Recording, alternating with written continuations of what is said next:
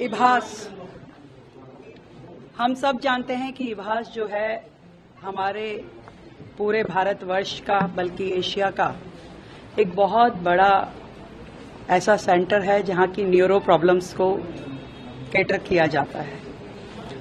North Asia का एक बड़ा सेंटर जहां रोजाना की लगभग 2,500-3 हजार ओपीडी होती है। आप सबने भी देखा कि यहां इतने लोग होते हैं, पर अफसोस इस बात का है कि इतनी बड़ी एसेट जो है, इतनी बड़ी एसेट का कभी पिछली सरकारों ने केयर टेकिंग ही नहीं की। जब मुझे इस हॉस्पिटल से रिलेटेड शिकायतें मिली तो आज मेरा यहाँ पे आना हुआ और मैंने जब यहाँ की डिटेलिंग ली तो पहले भी मेरे संज्ञान में था कि एमआरआई मशीन यहाँ पे 2012 से नहीं है।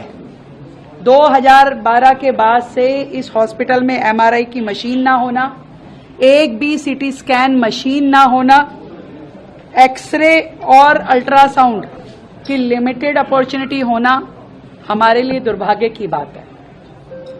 हम लगातार उन अधूरे हॉस्पिटल के प्रोजेक्ट में लगे हुए थे कि हमें उन पे काम करना है, पर आज जो ये इतनी बड़ी एसेट दिल्ली सरकार की है, जो न केवल दिल्ली को बल्कि एनसीआर और बाकी देश के लोगों को भी इलाज देती है, मुझे लगता है कि इसको भी हमें रिवाइव करने की बहुत बड़ी आवश्यकता है। यहाँ पर जितने डॉक्टर्स हैं, जितना सिस्टम है, उसमें केवल मात्र 10 वेंटिलेटर के बेड हैं।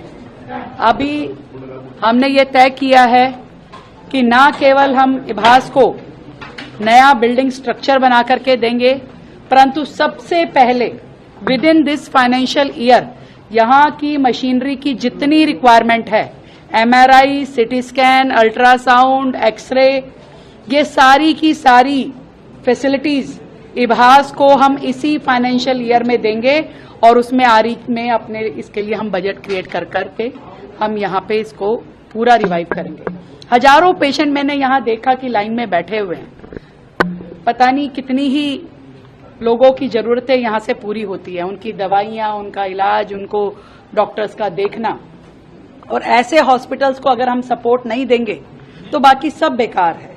नए बनाने की दिशा में दौड़ रही थी पिछली सरकार, जिसमें कि करप्शन के चार्जेस सारी दुनिया को पता है कि उनके पास लगे, परंतु जो वर्तमान में इतनी बड़ी सहूलियत जनता को हम दे सकते थे, अपने पूरे कार्यकाल में 10 साल के कार्यकाल में उन्होंने एक मशीन इस बड़े इंस्टीट्यूशन के लिए खरीदी नहीं।